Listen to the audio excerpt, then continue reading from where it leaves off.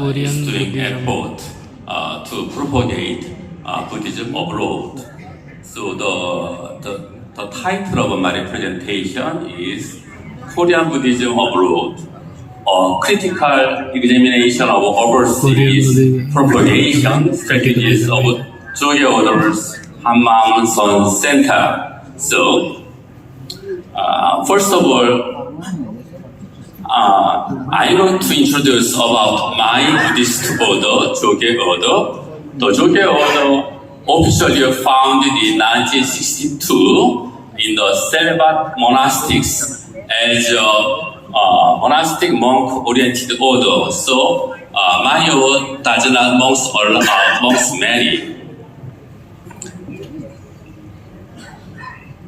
And Jogi Order, we have 3,000 temples and monasteries, and staffed by approximately 12,000 estimated monks and nuns, and almost half of whom are female. Means Jogi Order has 12,000 monks and nuns, 6,000 monks and 6,000 nuns.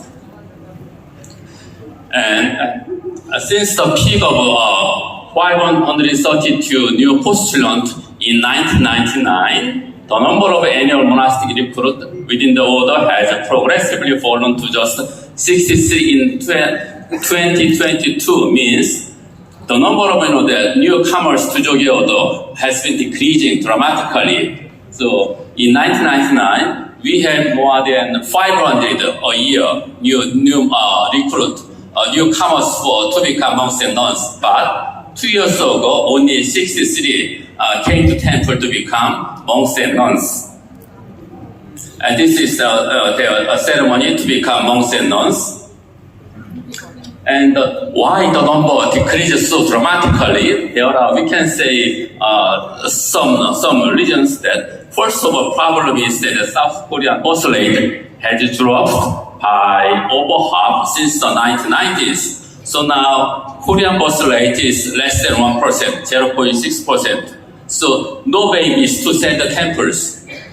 And another point is that Korea's 2015 census, only 15.5% describe themselves as Buddhist, compared with 20.8% a decade earlier. Means that for over 10 years' time, the number of Buddhists also decreased in Korean society, and 56% of all South Koreans and 65% of young adults claim no religious affiliation at all. Means that Korean society is becoming less and less religious. No one wants to be serious to get attached to one religion.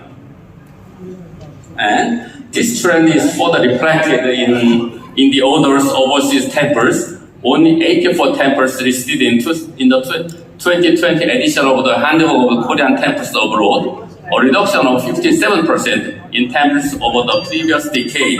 So, you know that in case of Jogi Order, for over 10 years' time, the number of temples abroad decreased more than 50 half. And now I want to introduce a brief history of how Korean Buddhism tried to propagate Buddhism abroad. And first of all, I'm going to introduce some among first Korean monastic to propagate Buddhism among non-Koreans in the West was Venerable Seogyeonggo. He's between 1914 and 1996. He was the first monk who went to America and tried to spread Buddhism in the United States. And this is a picture taken sometime in 1960s, and he tried to teach Buddhism to his American disciples. But there are some, even though he tried a lot, there are also some limitations, because even though he tried a lot, his English was not good enough to mentor his American disciples. And furthermore, he didn't stay a long time in the United States. He stayed just a couple of years in the United States. So even though he tried, that he did not march in the United States.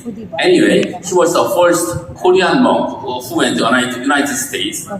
And second one is that Venerable Busan, he was another pioneer to propagate Korean Buddhism abroad.